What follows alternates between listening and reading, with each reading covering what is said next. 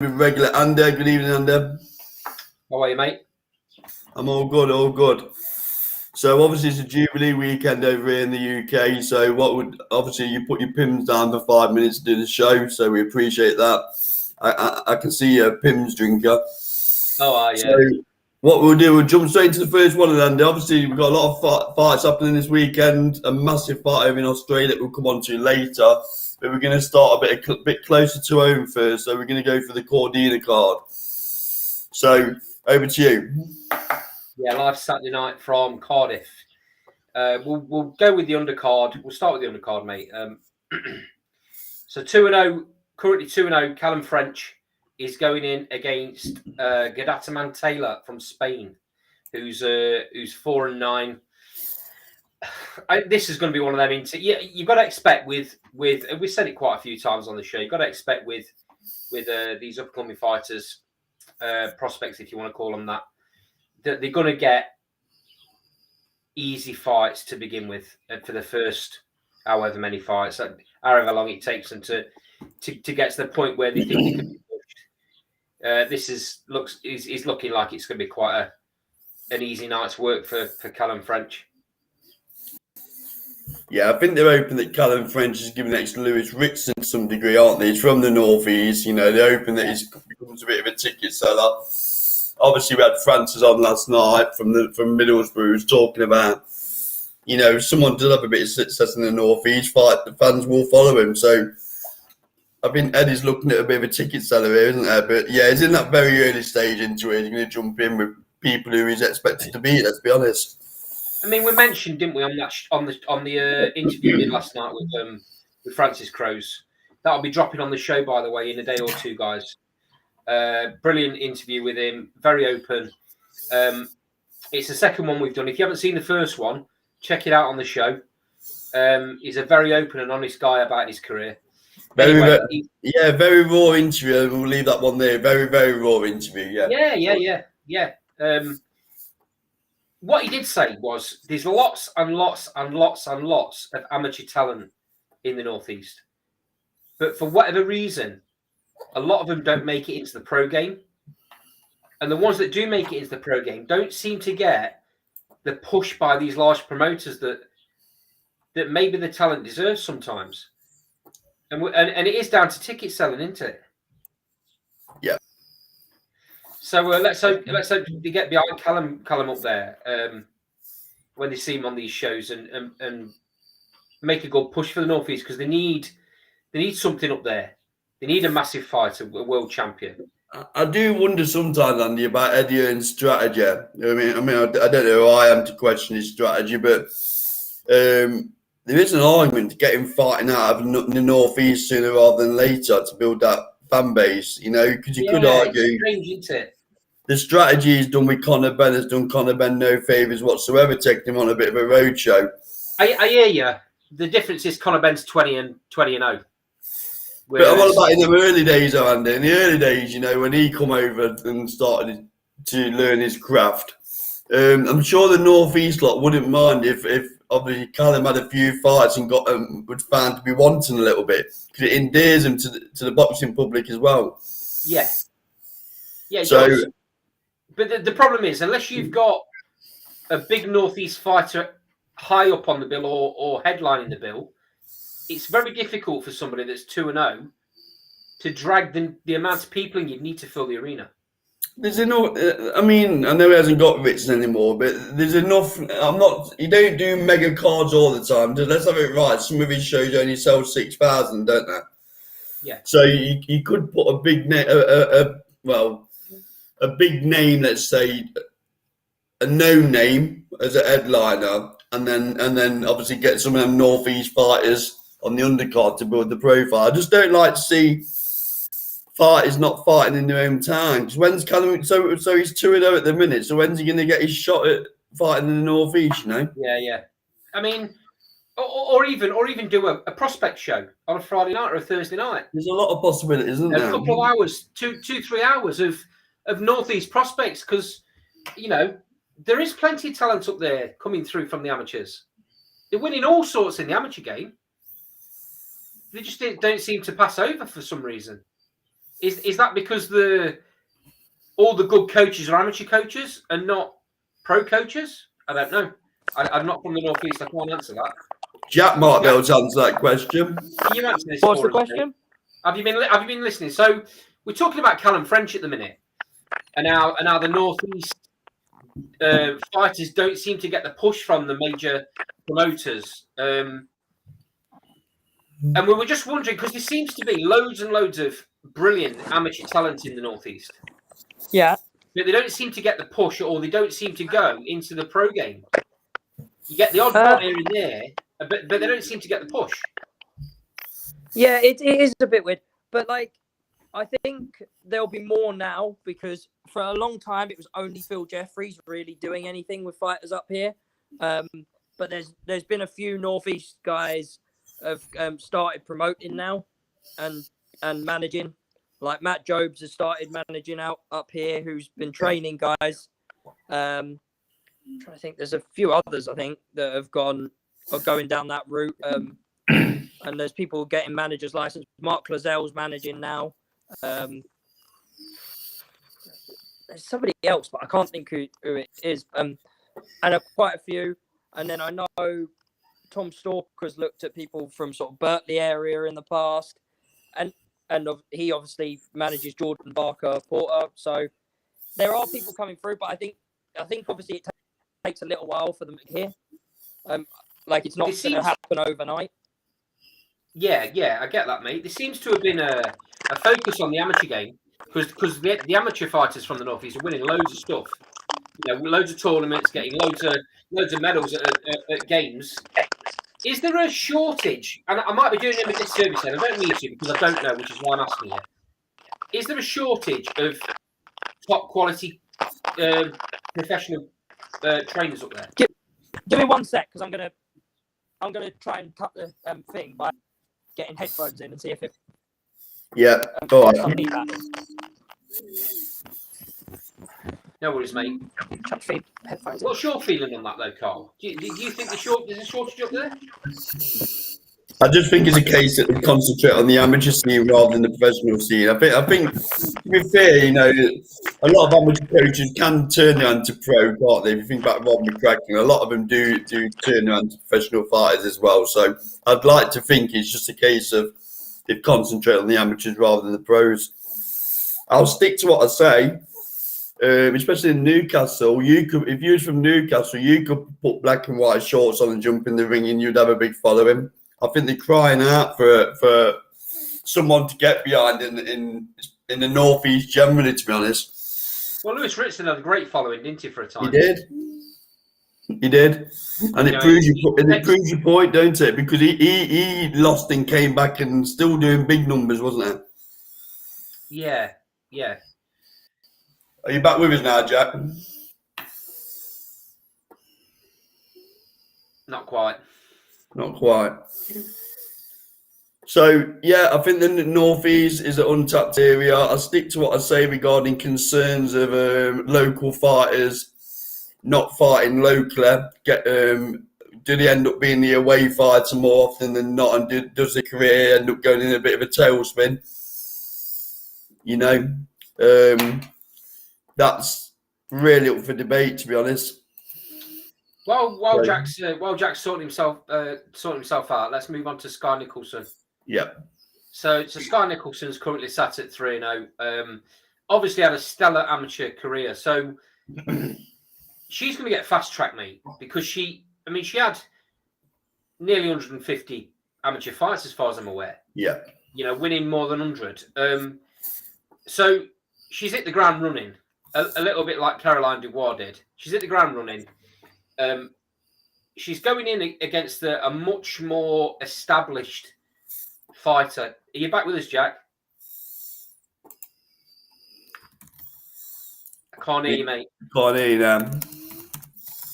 She's with a much more established. She's in against a much more established fighter, Gabriella Bouvier, I think her name is. Who's had 4 shots at a world title. Unfortunately, lost all 4, but she's had 4 shots at a world title. 15-10-1 she is.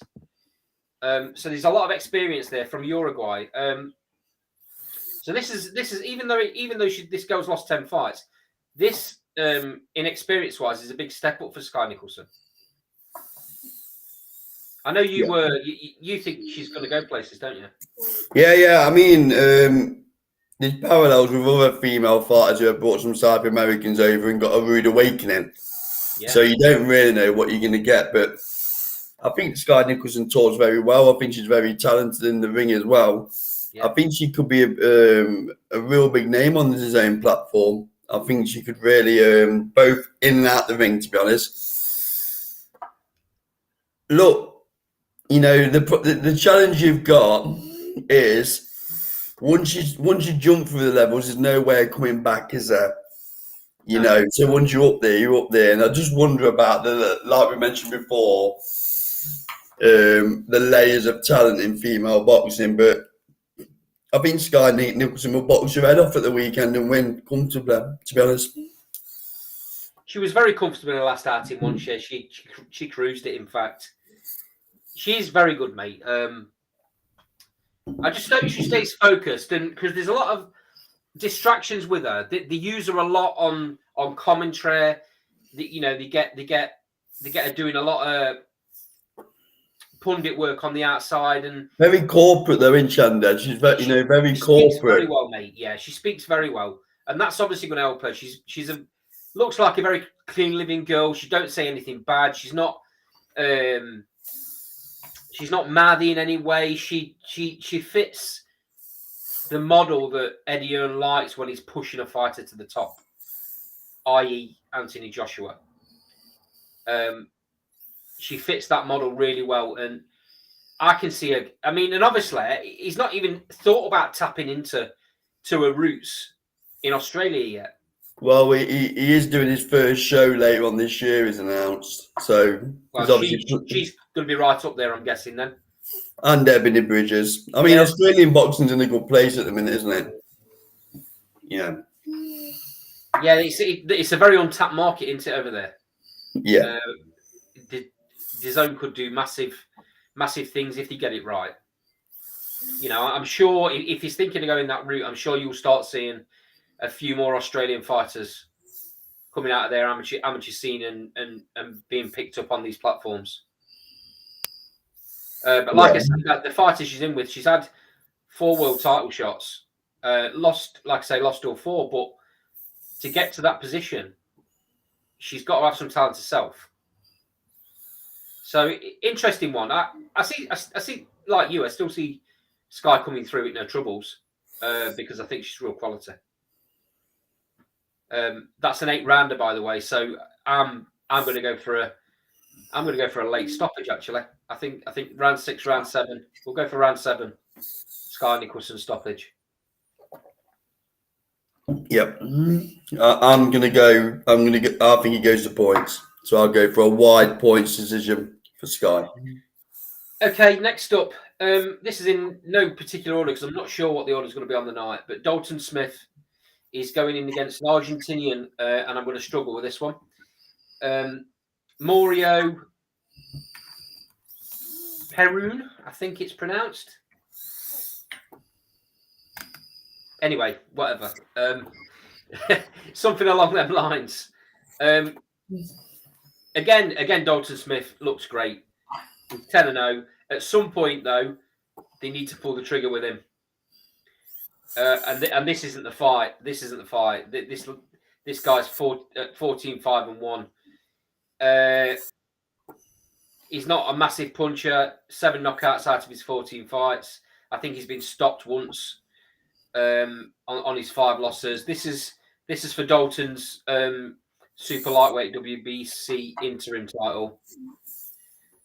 How far do you see Dalton Smith going? I don't know. Is my honest answer. I've watched him a few times now. I can't quite make my mind up because he's in with a level of opponent that clearly is nowhere near his level. So he's not had an art check yet for me. But to be fair to him, he's done everything that's expected of him. You know, he's from Sheffield, so I'd expect him to get a bit of a following because again, since our Barry got sorted out, they've not really got anyone to follow, have they? So, and they're a big fight in town, Sheffield. So I'd imagine, they're going to get behind Dalton. So time will tell with that one. I've not really got a feeling for how far I can go yet because he's not been in with anyone of note, has he, who we can compare. Do you think in the very near future you might see that fight, Dalton Smith against Barry? Barry's moved up, hasn't he? I know he's only super featherweight now. Is it possible when he comes to the tail end of his career? Well, he was still making noise that he can make the weight comfortably, wasn't he? Yeah, he can't. So I'd suggest with our Barry that if the money's right, then he'll do it, wouldn't he? Because what other doors has he got open for him at the minute? Well, I think they'll try and push to get him a world title shot at super feather, won't they? But we'll see. We'll see. Barry, bless you. Right, moving swiftly on. Zelfa Barrett's in a European super featherweight title fight. Speaking of super featherweights, he's in a European super featherweight title fight against the champion who's making his first defense, Farouk Korbanov from Belgium.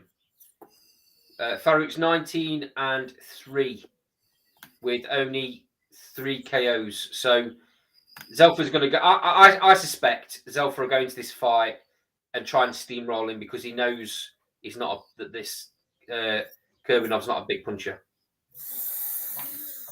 Well, he's got on record as saying he wants to beat Cordina how he performed, hasn't he? So same way, it's interesting, isn't it? That Eddie Hearn does things for a reason. He's got Zelfa Barrett this European title fight at the same weight, knowing Cordina's got a world title fight later on in the night, and then wow, there's the match made. I like Zelfa Barrett. I do as well. I like his coach as well. His uncle, isn't it? Yeah, Pat. He comes. He's very straight talking. There's no messing about.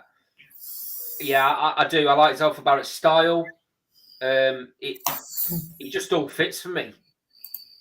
I think he stops this guy, and I think he does it in style, mate. And I think he does it within 7 rounds. Yeah, so I'm going to go round 7 stoppage for Zelfa Barrett. Yeah, I'm going a bit later than that. I think he's quite durable, Korbanov. So I'm going to go. I'll go 9. Yeah, maybe they are setting that rhetoric. Maybe they are looking at getting Zelfa in with Joe Cordina. Win or lose, to be honest. It makes sense, don't it? It makes sense. It's a massive fight at that weight, then, isn't it? Joe Cordina's got to do the job. Yeah. So we'll see are these things pan out. I like Zelfa Barrett. I'd like to see him get a world title shot. He just needs a push, don't he? Because you look through his resume, and there's no one of real note, is there? So I was suggesting he needs that bit of profile, like a lot of fighters do, to be honest with you. And give him the platform to prove that he's good enough. He beat Kiko, didn't he? Yeah, but and that was only 2 fights before Kiko. Warrington. Before Kiko stopped our Barrett. Yeah, he hit the jackpot with Barry. He hit the jackpot with Barry, though, didn't he? Let's be honest. But really, mate, it should have been Zelfa Barrett getting that title shot against Barrett, not Kiko. Well, they thought they was getting a soft touch, didn't they, with Martin? That's the truth. Yeah. Well, that's why they didn't want Zelfa Barrett. Anyway, so Zelfa Barrett's obviously now, he's done what he thinks right for his career, and he's moved up weight, and he's now getting this European title shot, which is great. But I can see the rhetoric of it being him and Cordina in a couple of fights at least. If Cordina comes through this, I mean, it's 28, so he's got a bit of time, hasn't he? Yeah. Yeah, he's come through the hard way as well, hasn't he? He's done, he's done the small all shows. He's done the difficult slog. Yeah. He's had 28 fights, 16 knockouts, by the way. I like him, and I hope he does. I hope he does the job Saturday night. I really do. So moving on to Cordina, Kenichi Ogawa is the IBF champion, coming over to Wales, which Eddie Hearn must have paid for this. He must have given him some dollars to come over. Props. It's only his first defence. This is absolutely brilliant for Cordina. He couldn't have asked for any more than to get this world title shot in his own town. He just now needs to do the numbers, don't he? You know. Yeah, I mean, do the job. He's obviously no mug, is it? He's Aguara. He's no mug. He's heavy-handed by all accounts. Well, So 26 wins, 18 KOs. yeah, it's not a bad ratio. But look at his record, mate. They've all, there's not arsehole names on the record. A lot of the fighters are Japanese fighters. But it could be a Kanzu moment, couldn't it? Potentially, and maybe that's what Eddie Hearn's thinking. It's one of them. I don't think you're really going to know how good he is until he comes. Apparently, he said in the press conference he's going to try and put it on Cordina. Well, I don't think Cordina's world class. I'll say it now. We'll see, won't we? I mean, he's a fighter though that is talented, mate. There's no two ways about it. And Eddie Hearn's he's had 14 fights. So you compare that to Dalton Smith, who's had 10, and Cordina's now got a world title shot at 14 fights. So they can be pushed quickly. They can be pushed. I mean, Joshua, what was his world title win? 16 fights? With the legend that is Charles Martin. Yeah, with the legend that's Charles Martin. 16 fights, I think it was. Obviously, it was... Listen, if I had a world title fight and Charles Martin was stood across the ring, I'd jump in after 16 fights. We're going to find out, aren't we, what this kid's made of. I like Cordina. I think he's very, very good. Is he world class? Well, we're going to find out, aren't we? We're going to find out. And then, like I say, I think it'll be angled so that the Zelfa Barrett fight happens either next door or in a couple of fights. Cordina's talking about jumping in with Shakur Stevenson because Shakur Stevenson wants to come over to the UK. So, wow. Yeah, be careful what you wish for, I'd suggest. I think Shakur Stevenson, mate, is up there with a pound for pounds at the minute. That's ballsy, that is, from Cordina. That's ballsy to call out Shakur Stevenson. Well, I think we might be in for a bit of a blessing this winter in the UK because if rumours have it right, we're going to see Canelo. We're going to see Shakur Stevenson, and there's a possibility he could be getting Crawford over here as well. Well, yeah, we'll see about that one. Yeah, Crawford's already fought in the UK and he fought in Scotland. Yeah, Scotland. He's not scared of coming over here, mate. Some of them are, though, aren't there? Some of them lose the bottle at the very last minute, don't they? They're Andre. They do. Right, moving on to the next topic then. Yeah. So, got announced recently, Yuri Fiore versus Michael Hunter. Busy night, that 2nd of July in Manchester, because obviously you got Ricky Hudson in his exhibition fight afterwards. Interesting, isn't it, that Boxer have done a deal with Ricky Hudson so that whoever buys the Hughie Fiore fight can stay, stay on to watch the Ricky Hudson show. So, yeah. I think this is a good fight. I think Yuri Fiore beats him. Don't get me wrong. So this, by the way, is for the final eliminator for the WBA regular belt. So the winner of this fights the winner of Trevor Bryan v Daniel Dubois. The legend, the massive world title fight that is. Still a world title fight though, mate. Still a world title fight. And it has world champion on that belt, and that's good enough for me. Well, I'll tell you what, if Dubois beats Bryan like I think he's going to, and Yuri Fiore beats Michael Hunter like I think he will, that you could argue that's a big fight in the UK. It is a big fight.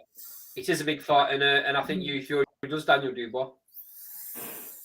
Yeah, Yuri Fury's got a lot of. He's got a lot of know-how, hasn't he? He's been in the trenches. He's only a young lad, but he's been in the trenches with some very good fighters, and he's got his ring craft.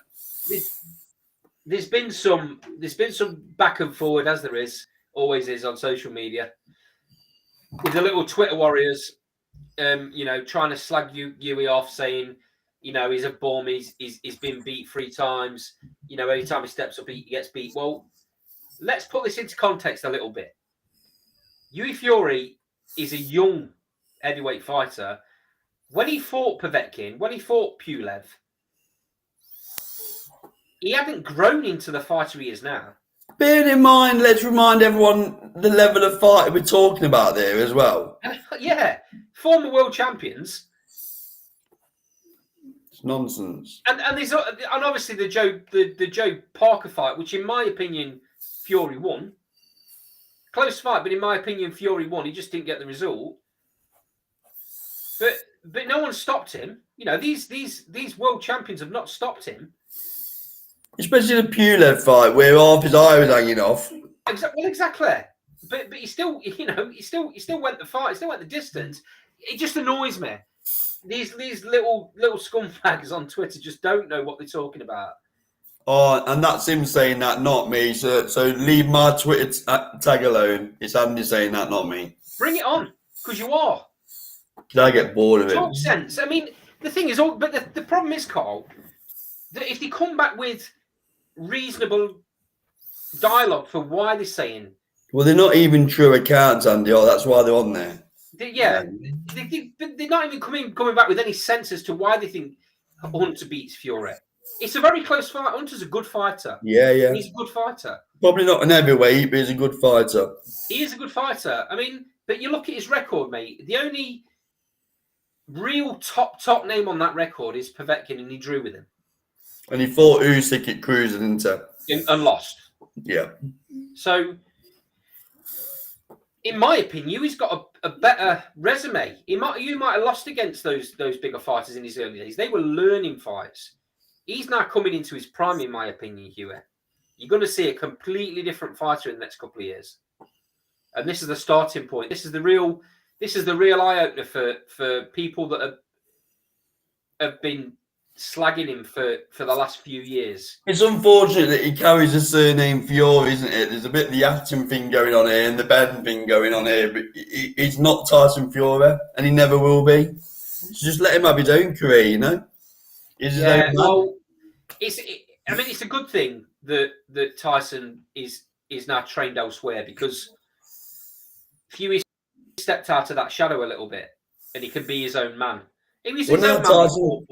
Now Tyson's retired, there's only one Fury around at the minute, isn't he? Who's active?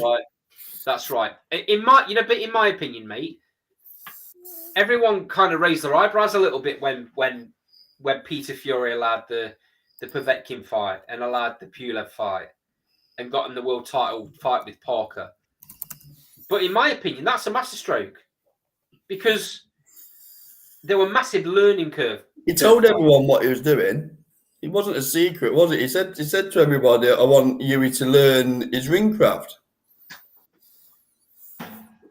Massive learning curve, guys. When do you ever see that? When do you ever see Roberto Diaz said it, didn't he? Don't be scared to lose your own. Go in with the very best fighters and you'll learn from it. And then when you get that world title shot again, you'll be prepared. That's exactly the mentality Peter Fury has. Put them in. Let's see how they get on. Don't worry if you lose, because you can come again. It's not damaged Yui in any way, taking them fights early in his career. No. All it did, and let's have it right. If I remember rightly, and I'm no doctor, and I'm not speaking on behalf of Peter Fury or Hughie Fury, but he was poorly, if you remember rightly. He wasn't able to train properly for a lot of those fights. He was on heavy medication. Again, I'm not speaking on behalf of anybody. This is just what I've read secondhand, so it's my opinion. But he didn't go into those fights 100%. He didn't go into the fights 100%, and he still come out with, in my opinion, beating Joe Parker and taking the other two the distance. He's going to be a force in the heavyweight division, in my opinion. Yue. He beats Michael Hunter. In fact, he stops Michael Hunter. It's going to be difficult early on in the fight, but in my opinion, he's changed his style a bit, hasn't he? He started sitting down on his punches a lot more. Yeah. In my opinion, he stops Michael Hunter late in the fight. Michael Hunter's a very good boxer, mate. Very good. But he'll only be able to keep Yui off for so long. And Yui, it's a lot harder than his knockout percentage probably says, because for the majority of his career, he's had that kind of a Tyson Fury style, a little bit. He's a very good slick boxer. I mean, he still is. It's the Peter Fury style, isn't it? Hence why Tyson looked like it early on, because Peter Fury trained him. So I would say it's a Peter Fury style. Yeah.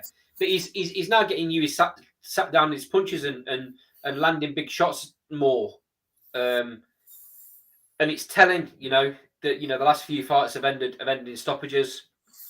And that's in my opinion, it continues. So fingers crossed, Yui Fury gets the win over Michael Hunter. And then next weekend, Trevor Bryan v Daniel Dubois. We'll talk about it next week, but let's just talk about it quickly now as well. Does Trevor Bryan have any chance in this fight? No.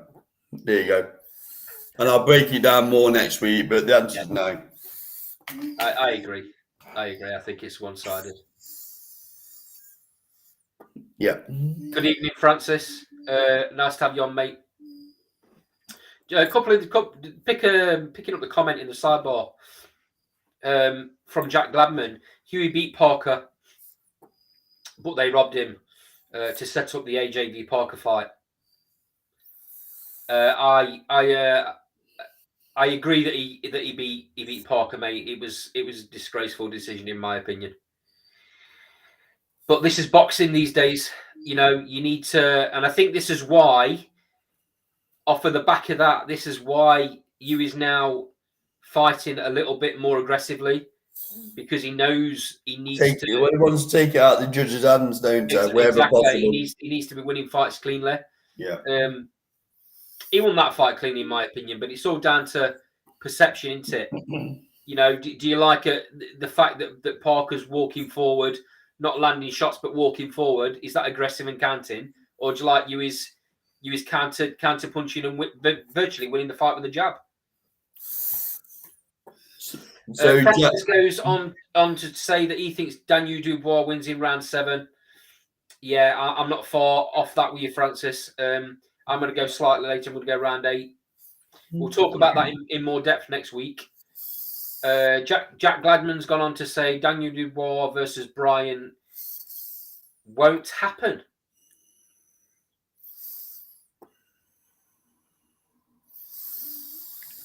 He thinks that Don King will default on fight week. Yeah, I know there's been a lot of shenanigans around that fight, hasn't there?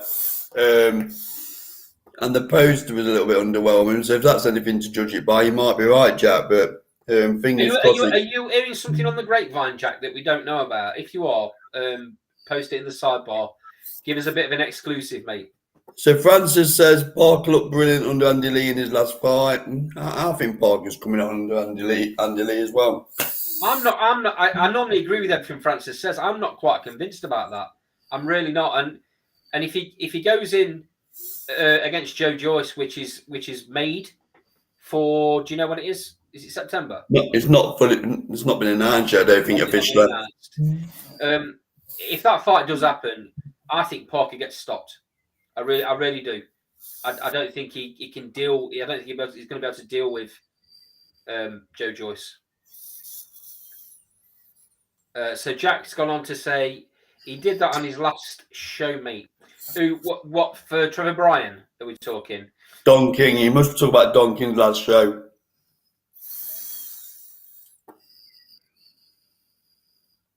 Yeah, right. And Francis has gone on to say, yeah, Joyce will grind him down. I agree. Jack Gladman lost 3 NABF titles on fight week. Where does that leave Daniel Dubois then? If that does happen, where does that leave Daniel Dubois? he's been holding off for this fight. He's finally got it, and there's trouble in the making, possibly. But we'll talk about that in bit more detail next week, in fight week. So, moving swiftly on, Carl. So, moving on to Kambosos Jr. versus Haney at the weekend. Massive fight in Australia. Daft o'clock in the UK. Looks like a 4 a.m. start.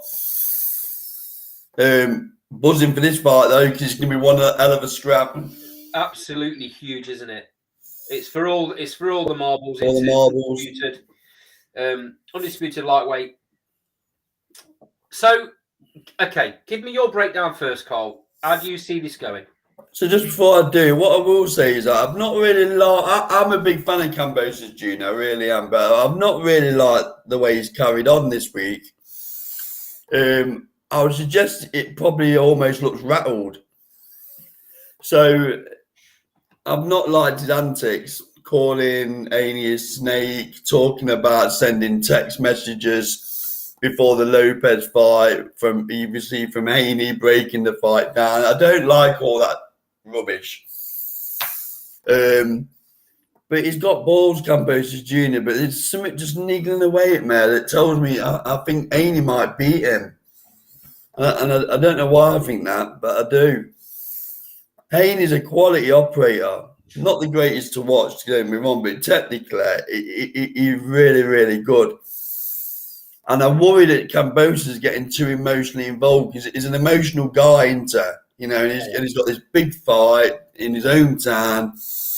He's been mixing with all the Australian rules football stars, and it's all new, not new to him, but he's a big figure now, isn't it? It's come from nowhere, really, to this superstardom.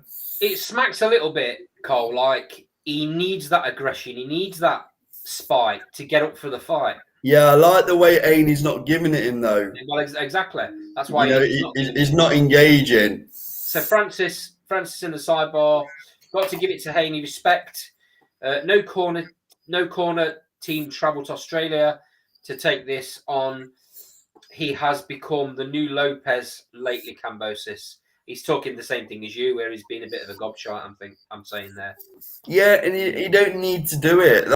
I mean, that's why I don't really like because he bangs on and everything. So Jack Gladman has said he's using home comforts. He's talking about Kambosos there. Yeah. So, like I said, I've watched his press conference. I've watched the face-to-face and the build-up that they're doing. And you just get that gut feeling. I think Haney might outclass him. There you go, I've said it. I think he might outclass him. So here's my breakdown, mate. This is absolutely diabolically weighed in Kambosos' favour. The fact that Haney's dad hasn't been able to travel, the fact that it's in Australia, what else could they do to give Kambosos the advantages? Here's the thing for me. Kambosos fought out of his skin in that last fight against Teofimo. Yeah. Out of his skin. Was it his cup final, though? That's what I'm just about to say, yeah. In my opinion, I don't think he can fight like that again. I might be wrong, and I hope I'm wrong, because that means he's a great fighter. The thing is, you look at his record,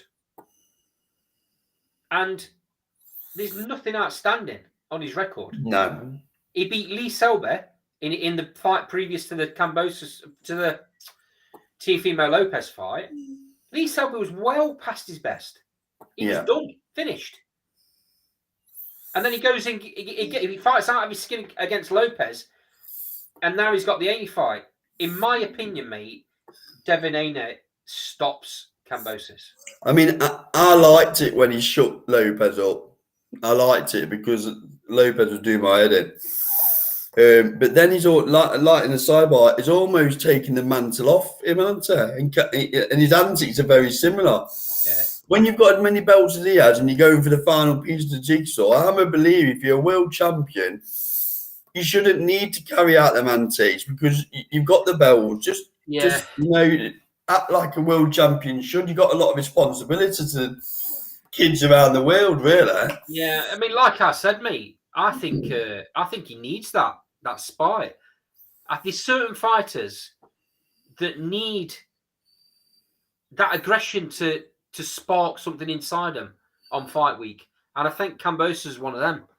Yeah. So Francis Evening, is, Cedric. Francis is putting the sideboard. Do you think any of them beat a fully fit Lomachenko? It might be Lomachenko when he's fully fit. Carl, what do you think on that? No.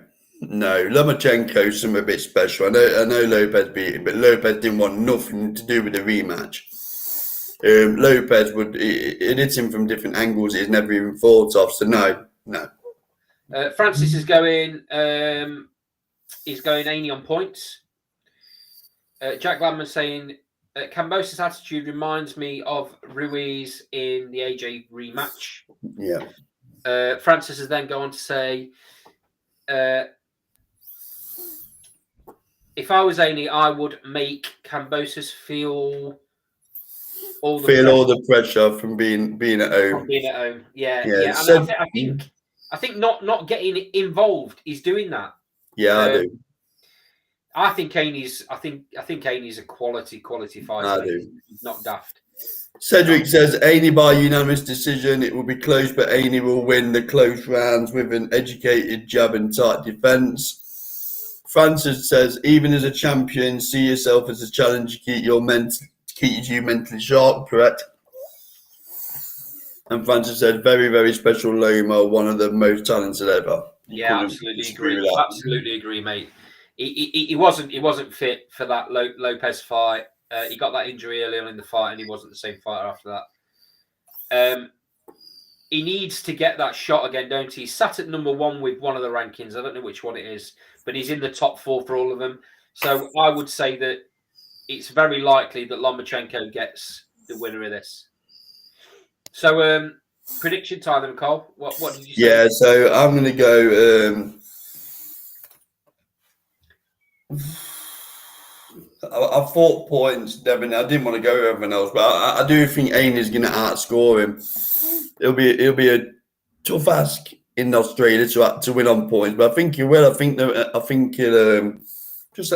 he'll outclass Kambosos Jr. And points. Win.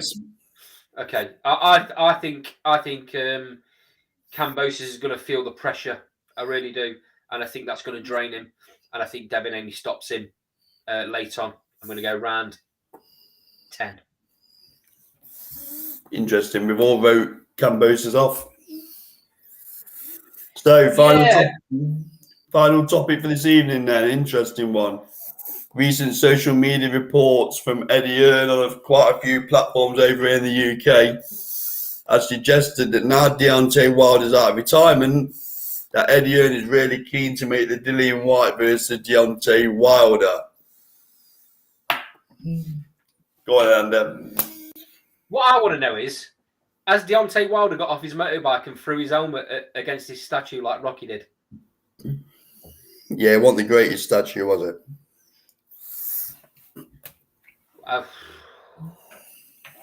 Staggers me, mate. I've got to be honest. He's clearly loved in his hometown, though. So, what do you think, though? If the fight was to happen, who wins? How's it go? I mean, I've just slagged Wilder off, but unfortunately, Dillian Whyte's got no movement, and because of that, he's a standing target. Deontay Wilder wipes him out, I'm afraid. If Tyson Fury, with all due respect, can do that to him with an uppercut, what's Wilder going to do to him with that big right hand bomb? Yeah, and I'll stick to what I've always said all the way along. People sleep on Wilder because of what Tyson Fury did to him, but nobody else in the heavyweight division will be able to do to Deontay Wilder what Tyson Fury did, because you haven't got the ability or the size. I do think other people have the potential to beat him. The thing is, he's got the one big bomb, mate. He's got the one big bomb. I mean, and the size. You can argue, and the size, because he's got such a good reach. And and I still stick to what I say. His boxing skills are not good. They're not good. But what he does is he springs forward with that big bomb. I've said it before. When he doesn't land it, he falls over or almost falls over because he's not balanced. That shot's not coming from a boxing technical point of view. It's just a big bomb. He knows when he lands it, it's good night to whoever he lands it on. And unfortunately, Dillian Whyte just doesn't have the movement to get out of his way. He might make it interesting for a couple of rounds, but that'll be it. I still think that layer below, I'm not even going to put the layer, anyone but Tyson Fury, Wilder's got a chance to beat him.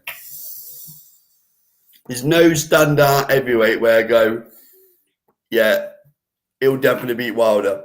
So Francis has put, other than Usyk and Fury, who handles Wilder's power? I'm assuming there, Francis, you're talking about the fact that they've both got really good movement, so have the opportunity to get out of the way. He then goes on to say, definitely agree with you, Carl. He must be talking about Wilder and White. I think it'll be my Tyson Fury point where nobody else can do to Wilder what Fury did. Francis put Fury put down 4 times in 3 fights. The rest don't avoid the shots. It's very true. What Fury does really, really well, guys, is he rides shots really well. But he still floored him, didn't he? And I'd argue, who else in the heavyweight division can floor Fury? Yeah, because of our audience. Even though some of those shots, what Fury didn't take them full on, he still put him down because he hits so hard. Yeah. Hey, Matt Nash. Good evening, Matt. Nice to have you on again, mate. Wilder would get Fury out of there in very quick time, I think. Yeah, I have to agree. I don't think White sees 6 rounds. In fact, he probably don't see 4. Well, I've been quite a big advocate of White over the years. He's all wrong. Wilder is all wrong for Dillian Whyte. Now, I've always said that Dillian Whyte isn't world class. It's not necessarily about that though, is it? He's not world class. Because John Ted Wilder's not world class. He has no boxing skill. Well, he belongs at a higher level than Dillian Whyte. He has only because of the bomb, mate. You take that right hand away, he has nothing. But he's got it under, so it is what it is. But one bomb can't make him world class. Apart from Tyson Fury, who's Dillian Whyte? Who's John Ted Wilder fought?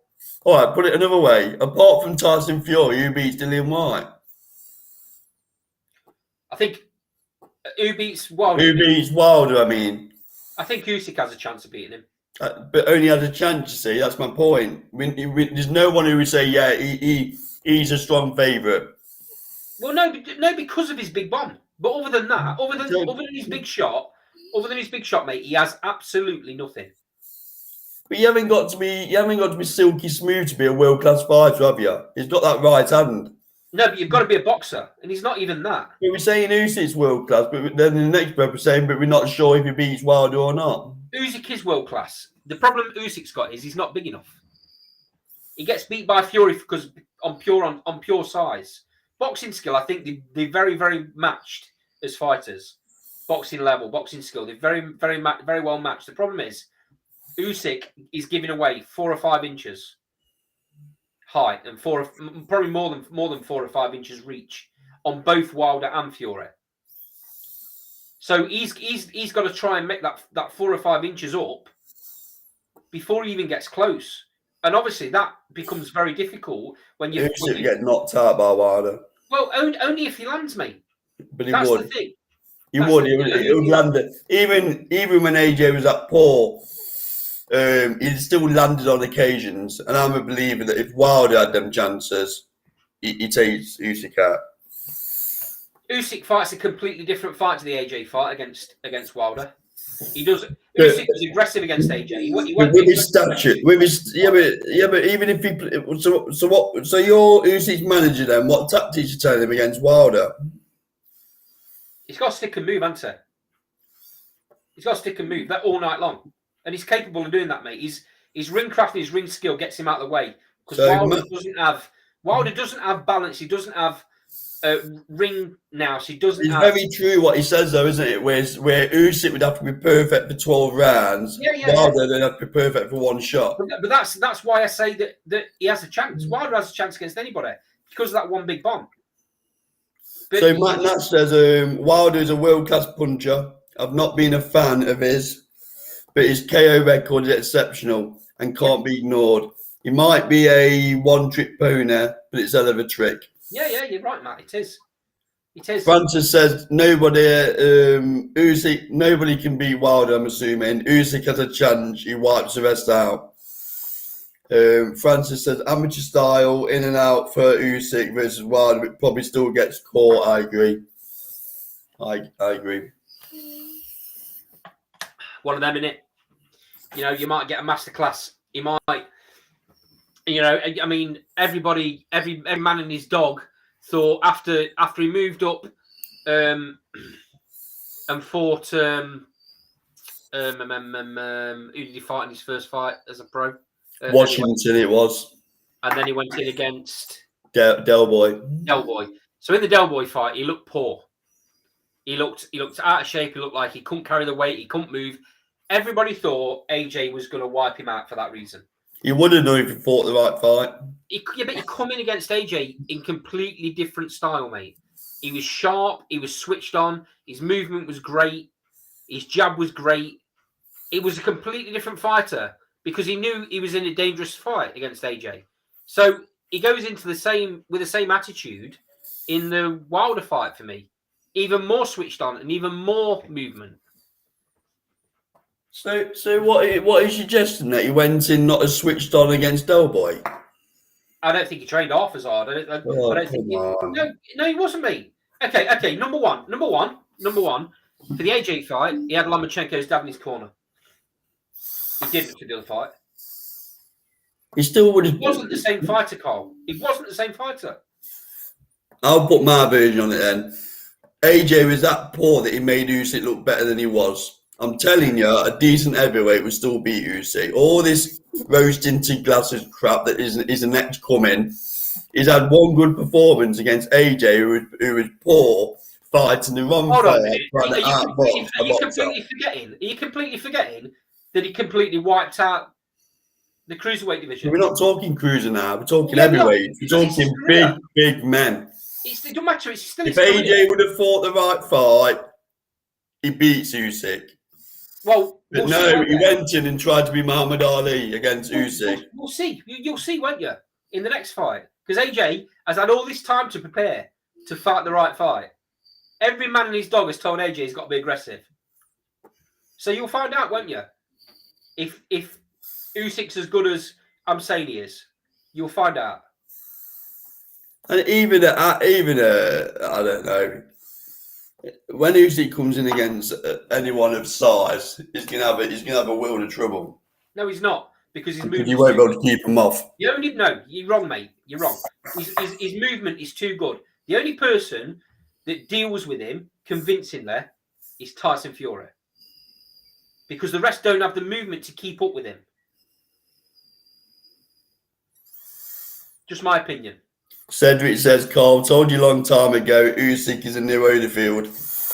So we're basing that on a couple of fights, are we? Cedric, you can have a pair of rose-tinted sunglasses like Andy.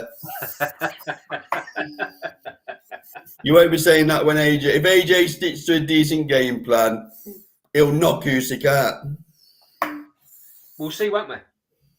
We'll see. Has AJ got the movement? Has AJ got the movement? Because Usyk's not stupid. He knows AJ's going to come in flying. He's going to come in swinging.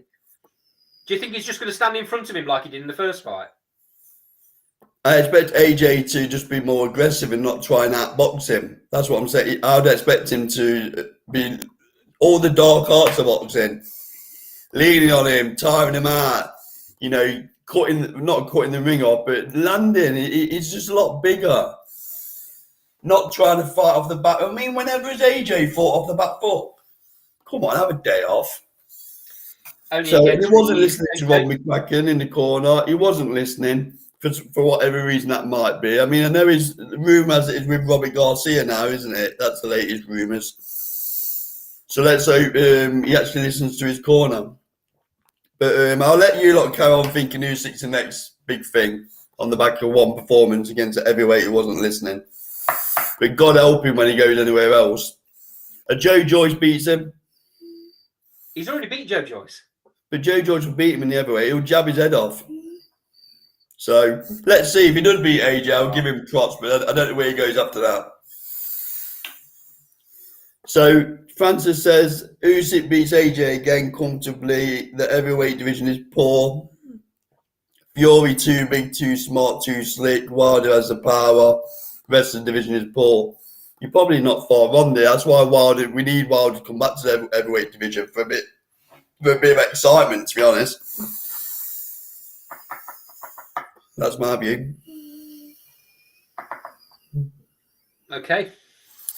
So Francis said Joyce had a chance over 12 rounds, to be fair. Good chin, heart and stamina. But what Joyce struggles with is movement. And that's why Usyk beats him again.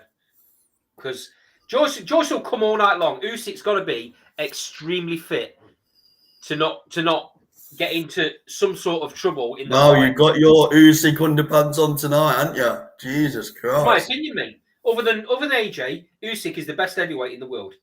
Oh, you're basing that on how many fights? Sorry, AJ, not an AJ. Other than Fury, Usyk's the best heavyweight in the world. Usyk's one of the best fighters in the world, mate. Period. Cruiser, I'll agree with you. No. He gets knocked out by the high echelons of the heavyweight division. No, he doesn't. Pound for pound, he's right up there, mate, because his ring craft and his ring knowledge. I'm not doubting his ring craft. We're not talking about that, are we? We're talking about him in the heavyweight division. Yeah, we are talking about saying. So that's how he wins fights, with his ring craft. He's demonstrated it once. Against the fight that everyone thought he was going to lose. And let's see what happens in the rematch. Yeah, okay. We will, won't we? And if I'm wrong, a lot of my hands up will come on the show. A lot of my hands up will go, Carl, you were right, mate. I was wrong. Yeah. And I expect the same. I won't bother recording that then, because I'll get it next time when it's on. I expect the same back from you when you're wrong, because you will be. We'll see. So Francis says I go Fury 1, Wilder 2, Usyk 3. So do I. Hold on a minute. You just said Usyk gets knocked out by every decent heavyweight. How can Well, you put him in three? Out of them three, I'm talking. If you talk about who I've put in front of Usyk, I'd put Joe Joyce in front of him. Who else then? Like I say, I'm not saying it's a shambolic fight. I just don't believe he belongs at heavyweight. I even think Ergovic beats him. Just too big. Behave yourself. Just too big. Don't be ridiculous, mate. You just a big un. Where's that big wooden spoon? You just wind it up. A big un beats a little un. No. A good big un beats a good one. And Ergovic is half decent, yeah. He'll just jab his head off. We'll be able to get near to him. Nowhere near on Usyk's level. He'll just hold his head like that because he won't be able to get near to him, would he? Go and give your head a shake, mate. You need to rose tinted glasses off of one performance of a heavyweight fighter who wasn't listening to his corner. No. This is where you're getting it all wrong. I'm not talking off one performance. I'm talking off the fact that he become undisputed cruiserweight champion without breaking sweat. I'm talking about in a poor cruiserweight division, though. Admittedly, I'm talking about his amateur. Yeah, but he did it without breaking sweat. But was it a poor division? But was it a poor division? Well, it doesn't matter, does it? He did it without breaking sweat. Nobody troubled him in that division. He did it without breaking sweat. And then he came to the heavyweight. Very close decision against a spent Del Boy. Very close. Which he wasn't switched on for. And then... everyone has a bad night. Well, he can't be that good then if he's not switched on, can he? Everyone has a bad night. Yeah, AJ did against him, you're right. And let's see what happens in the rematch. So you're answering my own question. We will see. And then he'll get beat again, mate. He'll be... he needs to go back to Cruiser. Oh, come on. Yeah, go back to Cruiser and mop it up again. Well, The last time I looked, he was holding 3 heavyweight titles, mate. Why would he need to go back to cruiser? Yeah, but are we on a merry-go-round here? Because he beat an AJ that wasn't even listening. Yeah, And yeah. I'd also say that AJ was complacent going into that fight. Did he look Well, switched? then AJ's Let's use your analogy. Did he look switched on in the press conference? No, not really. No, he So didn't. if Usyk's allowed one fight where he's not switched on, whatever that means, AJ is allowed one then. AJ's allowed one. So let's stop being an idiot. AJ wasn't switched on then, was it? New training camp, new AJ's coach. had more than one. Well, okay. Well, AJ's had more than one fight when he's not been switched on, then answer. So the point I'm making is, it wasn't just AJ not being switched on. It was the fact that Usyk took his fight away from him. There's another person that beats Usyk as well. Another person who beats Usyk, Ruiz. Shit, they're bad. You know, if you gave me 10 minutes, I'd probably come up with half decent lists. Have you been out in the sun too long today? No. I just don't think a blown up cruiserweight is going to dominate the heavyweight division, like you say. Even Holyfield even Cedric's compared him to Holyfield. Even Holyfield got found out against Lennox. Lennox, one of the top 5 heavyweights of all time. One of the top 5 heavyweights of all time. Too big. One of the top 5 heavyweights of all time. Too big. That's a ridiculous thing to say. So here's my prediction: AJ will knock Usyk out in the rematch, and then we can talk about him being back at cruiser. Wow! And you can have your rose tinted award of the week. Fair enough. I'll be waiting for it. Make sure it's delivered first class, mate. No, I'll put it on screen. You're right. I'll put it on the screen with a video underneath for the knockout. So, but anyway, let's agree to disagree, and I'll just get proven right when the rematch happens in Saudi Arabia. Oh, like you did the first time round when you said AJ was going to battle. Yeah, but I've just explained why that was. Yeah, Usyk was just too good, mate. Holyfield beat Foreman and Bowe. How old was Foreman, Cedric? Answers on the postcard. He didn't just beat them though, Carl. He beat everyone else in that division as well. The only person that beat him. I hate watching a lover's tiff. Yeah, the only person that beat. It's not a tiff, Matt, because I hold the mute button. So if he gets too far, I just pull him off here. The only person that beat him in that era is Lennox Lewis, and as I've already said, I don't like repeating myself, but I will do because it's clearly not going in. Lennox Lewis is top 5 all time, mate. So Ryder Watt said, jumped on very late and listening to a casual. Well, I'm not sure he means here. Only Fury and maybe AJ in rematch beats Usyk. Yeah, because you're the only opinion that counts, Ryan, clearly. Nice one, Ryan. So that's it, Andy, for this week. So I'll let you take us out. It's good to have the odd debate, isn't it? Yeah, just stick that dummy back in now, mate, and I'm all right. Show to an I'll tell you why I'm all right, because I'm going to be proven right. Yeah, but you're not though, are you? Yeah, I ain't got my rose tinted glasses on the back of one performance. Mate, I'm not worried in the slightest. I'm not worried about this caption you point up because it ain't going to happen. I'm that confident. I don't endorse betting, but I'm going to jump down the bookies later on and put a bet on. Good for you. Any man that I know likes losing money.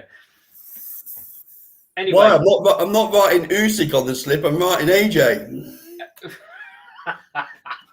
Anyway, let's bring the show to an end, and then Cole can go give his head a wobble. And Andy can get back onto Andy can get his tissues out on YouTube watching Usyk. Thanks to everyone in the sidebar for tonight. All of you talk a lot of sense. It's great having all the comments.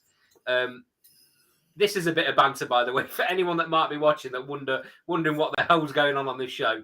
It's just a bit of banter, and Cole's always wrong. So thanks a lot for joining us tonight. Clearly. And we'll see you again next Thursday, 7:00, usual time.